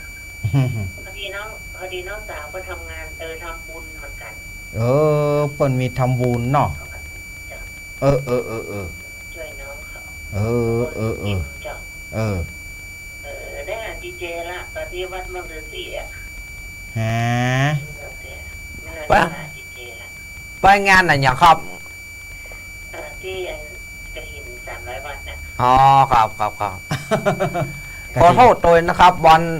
ที่เข้าไปว่าผมไปได้ปล่อย มันนอนผมได้ไปประกันเนาะ 100 วัตต์น่ะกระถิน300 วัตต์เนาะ เข้าไปว่าผมไปได้ไปจ่วยเปิ้นมองติดงานในหมู่บ้านตัวเก่าเหมือนกันนะครับ เช้าสวัสดีจ้า สวัสดีแม่นวลแม่พายจะตัวแถมแม่บุญแม่บุญมาเลย ปัญญามากกับมีฤทธิ์มาก ก่อนนะพ่อคอควาย พี่กรคอควายเหมือนกัน คอควาย คอควายเข้าแน่ปัญญามาก เขาช่วยนึกมาโฮมาเลยแต่โดนตามมิน มาละไผ่มัวนือ เจ้า เจริญปอนติดแล้ว หอยปะ ติดแล้วเนอ ติดแล้วเด้อครับ ว่าดีตอน4 ทุ่มปลายเจ้า ขออนุญาตวางเนาะ อนุญาตเนอเอาโทรเข้ามาใหม่ 053-226-058 โทรเข้ามาแถมเนอฝ่ายจะโทรเข้ามาใต้ปัญหากันแม่บุญมีหน่อย แม่บุญ กกัน พี่สองมีหน่อย ได้ยินแล้วยัง ได้ยินแล้วแม่บุญ เจ้ามีสัญญาเป็นเลิศอ่ะ ขอควาย เจ้า ขอควายเข้านาเหมือนกัน มันถูกแม่บุญจะมาก็ครับ แม่แกมาพ่นบอกตะกี้แล้วหรอ ไม่จ้ะเจ้า แม่บุญกมาละวันนี้แม่อารีต้นเปาหายพี่ทรงสีหายวันนี้ กำนันนุ้ยกะไปเถอะฟาดพิงถูกเปิ้นเปิ้นมีท่านน่ะ ผู้ช่วยนึกเขาหายไปได้ ฟาดพิงถูกเปิ้นผู้ช่วยนึกเขาหายผู้ช่วยนึกเขาหาย ข้อกำนันไม่หน่อยเปิ้นมีนี่จะแต่ ขอโทษด้วยนึกกำนันนึก ครับ จะวาดผู้ช่วยนึกแล้วเนาะผู้ช่วยนึกเขาหมอหอนเลยนะมันอยากกระโดดตามมิน 026 058อ้าวโทรเข้ามาฝ่ายจะตัวแถมถ้าบ่ตัวก็จะได้เฉลยเนอะสถาญาติโยมเนอะ เป็นละ มีฝ่ายละบ่มีฝ่ายก็นิมนต์อาจารย์สมาครับ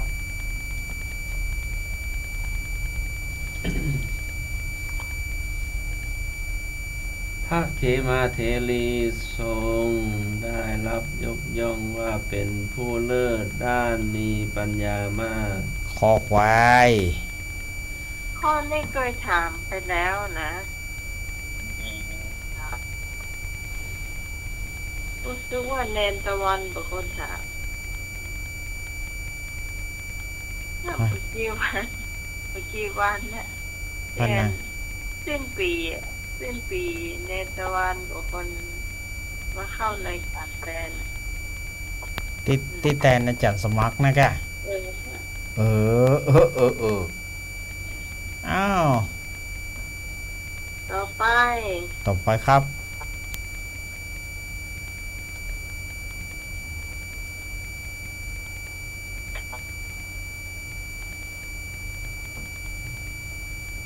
ต่อไป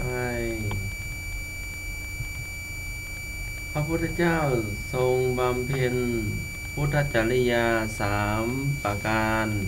เป็นเวลากี่ปี ก็29 ปี ขอ35 ปี ขอ45 ปี งอ80 ปี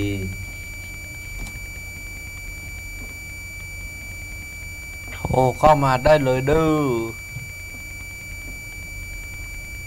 อ่านคำถามรอบค่ะ พระพุทธเจ้าทรงบำเพ็ญพุทธจริยา3 ประการเป็นเวลากี่ปี งอ80 ปี ขอ45 ปี ขอ35 ปี ก29 ปี อันนี้หนออันนี้เดาเนอะ45เดาเหมือนกัน 45หรอ ครับ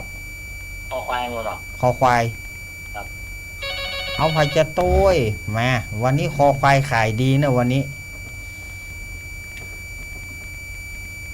เจ้า แม่พลอย35เนาะแม่พลอยว่า45นี่นักไปเอาวะ35กับพอละไอ้เนาะ ใจเด้อผู้สวยนึกโทรมาได้เลยเด้อ เอามาเลยเนอะ053 226 058 ตามมิด 053 226 058อ้าวฝ่ายจะตัวยอาตมาก็ได้ฝ่ายจะตัวยแม่พลอยก็ได้เนอะอาตมาไม่สงวนลิขสิทธิ์นะ ไม่สงวนลิขสิทธิ์เนอะคอควายพี่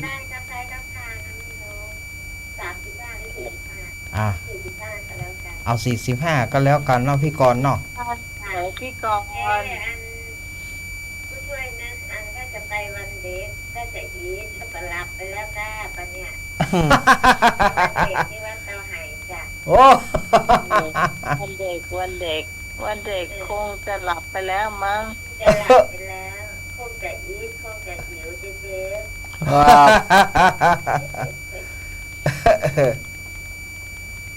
พี่กรณ์กมลมาละ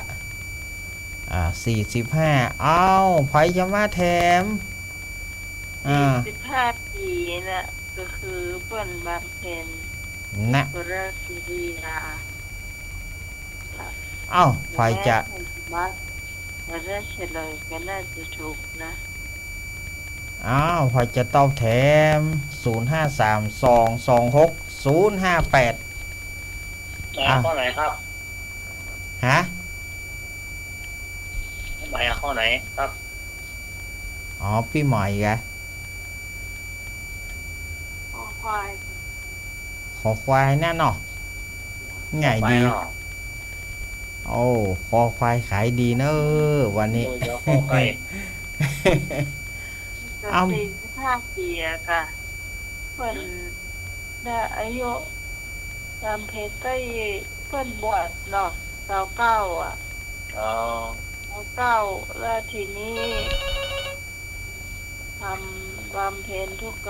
กิริยาได้45 ปีเพิ่นอายุ80พอดี เอาเลยในปดใส่ ตัวเน้นแล้วคอควายกับคอควายนะ คอควายนั่นเนาะแม่บุญ เจ้า เอออ่ะ ไอ้บุญคอควาย แม่บุญก็คอควายเนาะโอ้คอควายนักเนอะวันนี้นะ เปิ้งมันขายดีกับคอควายอะเปิ้นวัน ไป นี้ วันที่ ว่าเสาร์ลูก ใกล้วันติ้นเนาะ โอ้ละมาแถมเจริญป้อน เอาไม่นอนกับตัวแม่บุญน่ะนะครับ แม่นวลกับตัวแม่บุญแม่บุญกับตัวแม่นวลนั่นเนาะ ครับ ตัวกับไปตัวกันแม่ ครับ นอนปากกันทำบุญไปกับแม่บุญแล้วนะจ๊ะ อ้าวยินดีเนอะ แม่บุญไปนะครับ สองข้างบน200 บาทเนี่ยจ้ะ สาธุสาธุสาธุแม่นวล นโมทนากับ อ แม่ นุโมทนาเนอะ หมดมาแล้ว 0532260528เจริญป้อน โอ้สองเจ้า พี่ตองมาแล้ว มาแล้ว ว่ารับไปแล้วพี่ตอง รับไปแล้วนะตื่น พ่อ สะดุ้งหอยห้องบ่ฮู้กะ ไปเนาะ รับไปแล้วอดมาได้เนาะ ถ้าตื่นมาเนี่ยมันถึงอดได้เนาะ มีคนบอกว่าน้องใหม่อันท้องหาไหน นะ วัตถุจะมาในงานวัดฝ่ายหินเหรอครับ โอ้แค่มันได้ไปไหนมีใครอยู่กับผู้เฒ่า เอ้ยอ้าว ผู้เฒ่าอยากอยู่ด้วย พี่ตองเอาข้อหยัง พี่จอมเอาข้อพี่จอมเดาเอาข้อไก่ ข้อกอไก่ เจ้า ก็ไก่ก็งกเนาะ เจ้า ไปคนตีคนแตงมันเป็นหยังเสียงดวง ดวง เสียงดวงเสียงดวง ก็ไก่ก็งก น่ะเสียงดวงกันมาว่ากันมาเอามีก็ยายพร ถ้าว่ารับเตื้อยายพรมา อย่าพองข้างกับแปลงวัดตอบปัญหาจ้างตะเปิ้นว่า ว่ารับมาว่ารับมายายพรมา จุยายพรจุคนเท่าเปิ่นแนวเป็นแนว เฮานี่ก็อะละนะ โอ้ไป 0532260558 ใครจะมาตอบแถมมักกอยดอยนางแก้วถ่ายรูปปอบซื้อ ก็น่ะก็ธรรมดาก็ดีว่าเปิ้นถ่ายได้อยู่ เอามีอยู่ก็หันดักวิดแล้วหันดักวิดแล้วนิมนต์เฉลยครับผม เนาะนี่ขาดไปหลายท่านหลายคนนะ น่ะ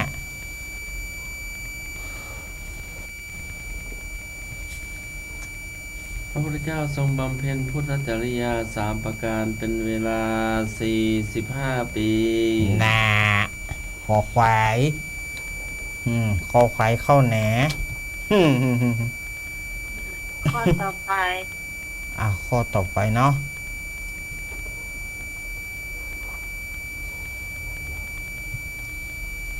ข้อต่อไป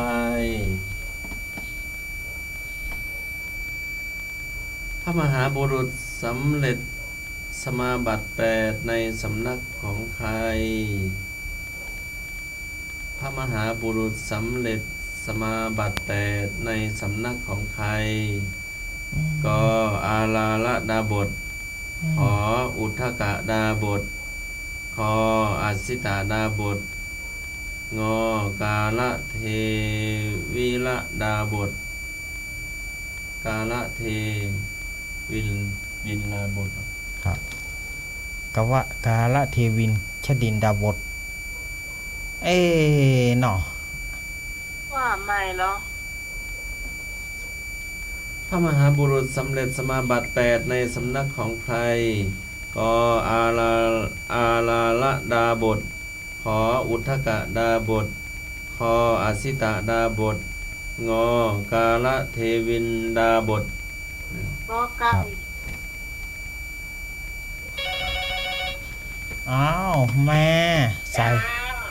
กราบไหว้สาท่านสมมาเจ้ากราบไหว้สาเนนาราชเจ้าสวัสดีน้องหมายสวัสดีละมุยพี่ออนขอไข่เจ้าอุทกาดาบทเจ้า อ๋อไม่พรนึกว่าแม่อะไรไม่พร ขอเอาข้ออันอย่าง ขอใคร ขอคอยนอ ยุทธกาดาบท อุทกะดาบทอ๋อ มีสองอาจารย์เนี่ยมันเจอคล้าย แม่ ๆ ละ ดา ใส่ บทพุทธกาดาบท แม่พลอย พลอยของใครเจ้า แม่พลอยก็ขอใครแม่พลอยตัวแม่พร แม่ถามน้องนุยวันนั้นไปยืนเดียวได้ก่อน ฮะ ไปยืนเดียวได้ก่อน เปรี้ยว แม่พลอยแม่พลอยแม่ปล่อยสีย่อยกัน ว่าใช่แม่พลอยสีถ้อย อันนี้แม่พลอยเจียงใหม่วุ้นคนละพลอย ไปบทสร้างเปิงสุดแปลง บ่สร้างสังกะแปลงกันเจริญปอน เจ้าแม่นวลเอาเจ้าเอาในจำนวนเอาขอบไข่ แม่นวลเอากอไก่ ก็ไปแล้วเนาะ เจ้า ว่ากันไปตัวกันไป มันว่าฮื้อเต่าตัวหมูว่าฮื้อเต่าหมูเนาะมาแถม053-226-058มา พี่กรณ์จ้าพี่กรณ์นะคะเอาข้าวกอไก่จ้ะ พี่กรณ์กอไก่มา3ขอไข่2เอาไฟจะตุ้ยไฟจะตุ้ยกอไก่หรือว่าไฟจะตุ้ยขอไข่ตามเจตนาของญาติโยมเนอะ053-226-058มีก็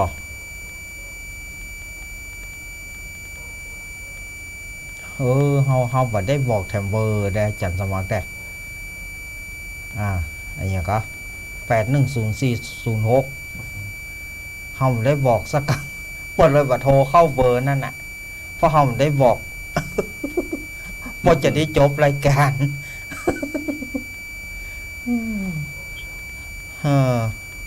เปิงวันนี้ว่ามันอย่างว่าลูกกันนี่เนาะไปว่า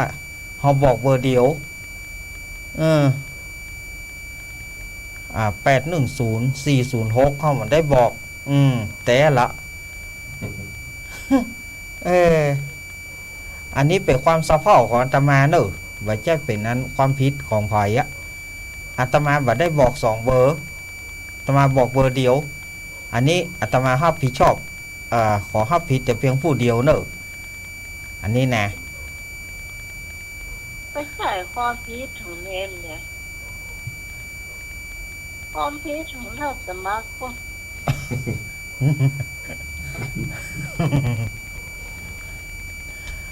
มีอยู่ก็หา053-226-058แล้วก็053-810-406พอฝ่ายจะโทรเบอร์นี้จะติดก่อ810-406นี่นะ มาแล้วหา วันเดิกแล้วนี่ มา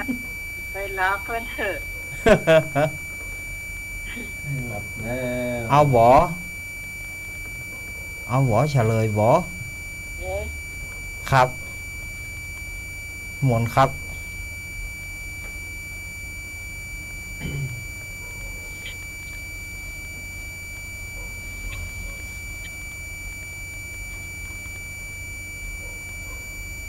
พระมหาบุรุษสำเร็จสมาบัติ8ในสำนักของอุทกดาบท ข้อ ขอไข่ ขอไข่แม่พรป่าเศร้า แม่พลอย ถูก2ท่านเนอะ จ้าก็ดูเวลาหน้าเงินก่อนเนี่ย ไอ้5 ทุ่มแล้ว ก็19ผมข้อเดียวปะเอายังแล้วเนาะ49ละ แหวข้อเดียวเนาะแหวข้อเดียวเนาะ เดียวเนาะผู้ฟังแต่ข้าเจ้าก็ประเมินแล้วนี่นะแต่ฉันเลยแค่ กันใจ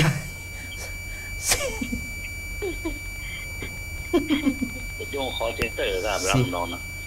เสียงอ่อนปะติ๊กๆแล้วนี่ แม่แต่ เสียงยานปะติ๊กๆแล้วนี่ ได้กาแฟหล่อนี่มันจะได้กินหล่อ อ๋อ พระอานนท์สำเร็จเป็นพระโสดาบันเพราะได้ฟังโอวาทจากพระสาวกใดกพระสารีบุตรขอพระอุบาลีขอพระศรีวลีงอพระปุณณมันตานีบุตรพระอานนท์สำเร็จพระโสดาบันเพราะได้ฟังโอวาทจากสาวกใดกพระสารีบุตรขอพระอุบาลีขอพระศรีวลีงอพระปุณณมันตานีบุตร อันนี้เดาเอาว่าน่าจะเป็นพระอุบาลี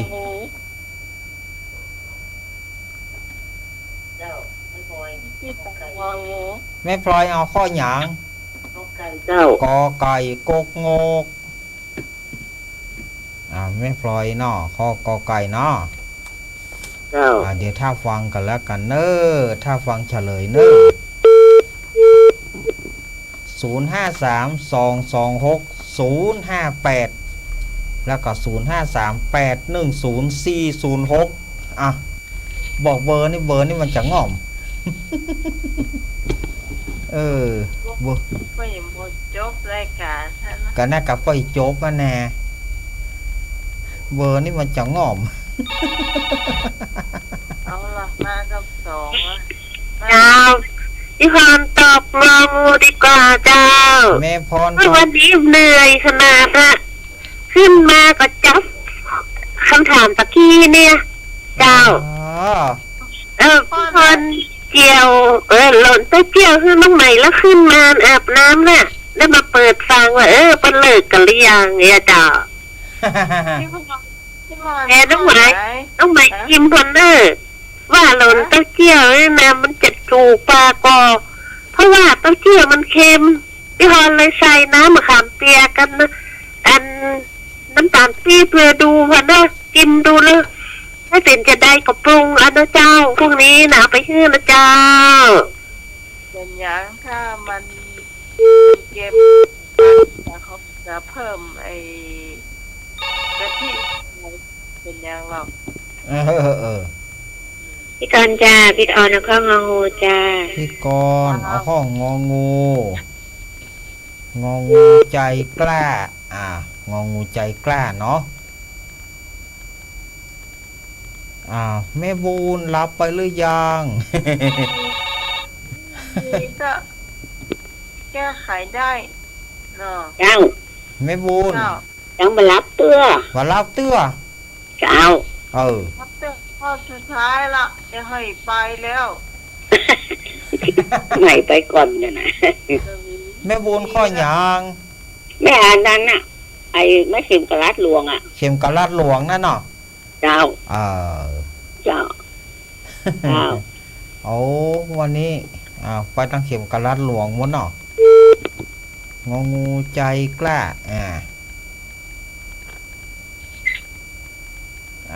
053-226-058มีกระโทรเข้ามาเนอตายปัญหาข้อสุดท้าย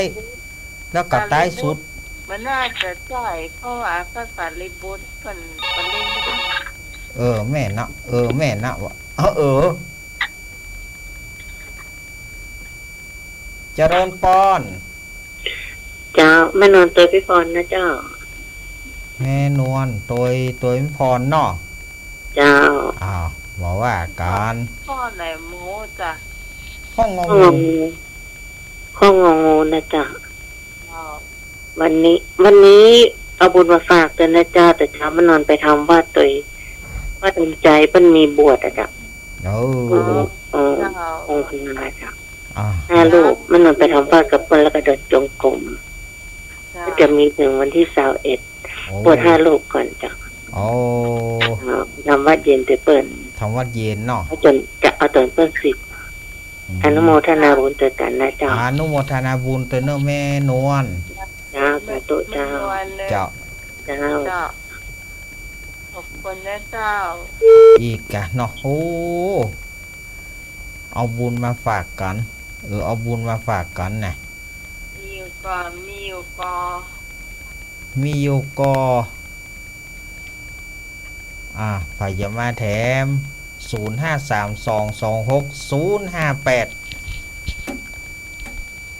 นี่เรา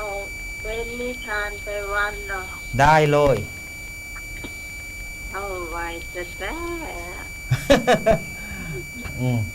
ก็ว่าเป็นอย่างแน่แล้วเอานิมนต์อาจารย์สมัครเฉลยนิมนต์หลับกะนิมนต์หลับกะนิมนต์หลับได้ยังไงนิมนต์หลับกะ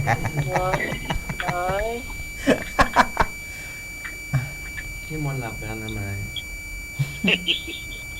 นิมนต์หลับแกนี่ก็ไปไผ่ใต้มันนะก็โอ้ยอยู่ประตามใจก็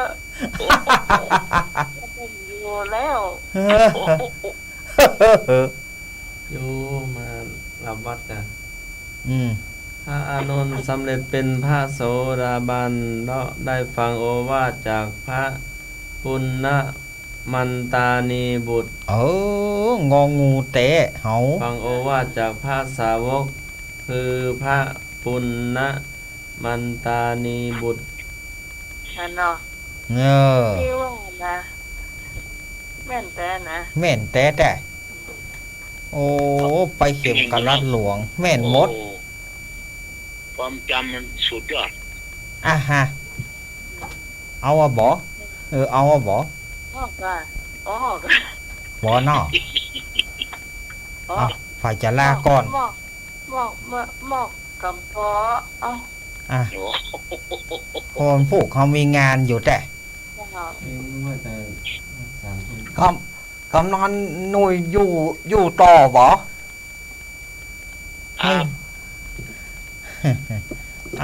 กำนอนบ่อยว่ะบ่อยแล้วครับชอบลุงหนุ่ยลาก่อนเนาะครับว่าไปเลยครับผมครับอาจารย์สวัสดีครับผมครับอาจารย์มาครับผมครับขอบคุณสมัยนะครับสวัสดีครับเจธรรมะข้าแก่ทุกท่านทุกคนนะครับขอบคุณครับกำนันหน่อยครับสวัสดีครับครับเดี๋ยวพี่ลาก่อนหมอได้เลยสำหรับค่ำคืนนี้ขอบคุณคุณผู้ฟังไม่เศร้าที่ฟังรายการของเราถึงแม้มันจะไม่ได้รสชาติก็ได้ก็เป็นผู้ฟังก็ยังฟังกันอยู่นะเจ้าทำกลับมาพบปะกันใหม่เสาร์อาทิตย์หน้าเจ้าตั้งแต่3 ทุ่มถึงเที่ยงคืนอย่าลืมวันพรุ่งนี้นะเจ้าฟังรายการถ่ายทอดสดของเราธรรมะไฮเดชนะเจ้าคุณผู้ฟังที่มาได้มาก็ฟังอยู่ทางบ้านนะเจ้าสำหรับวันนี้ข้าเจ้าพิสมัยสุริโยดรเจ้าลาคุณผู้ฟังไปเพียงเท่านี้ก่อนสวัสดีเจ้าครับขอบคุณดูมนจันทร์สมัครครับ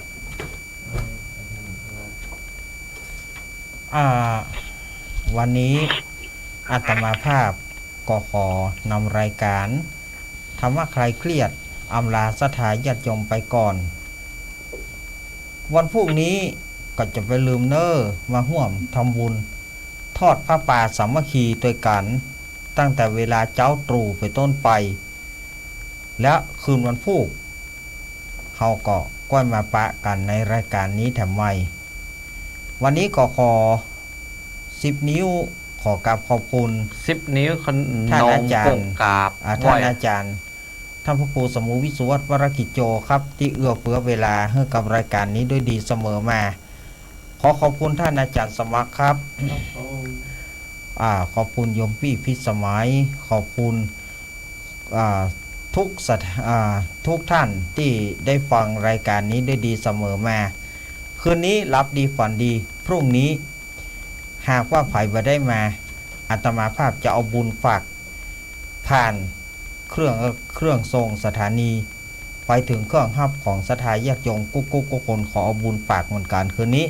รับดีฝันดีเนอจัตตาโรธรรมาวัฏันติอายุวโนสุขังพระลังครับผมขอลาไปเหมือนกันนะครับ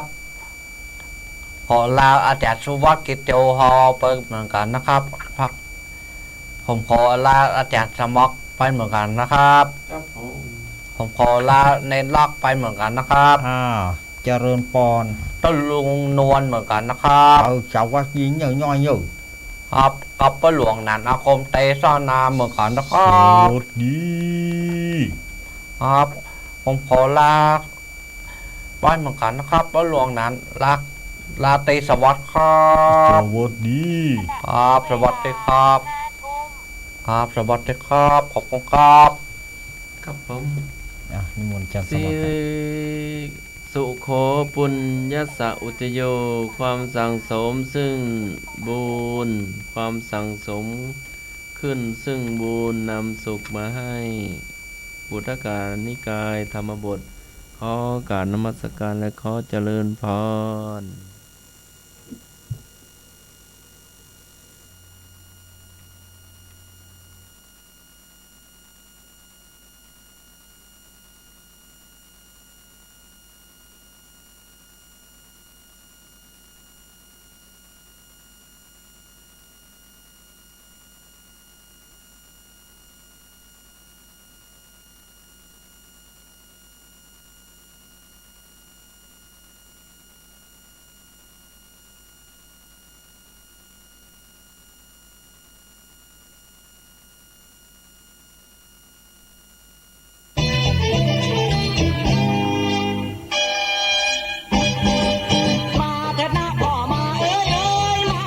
ข่าวสารเพื่อการประชาสัมพันธ์ขอเชิญ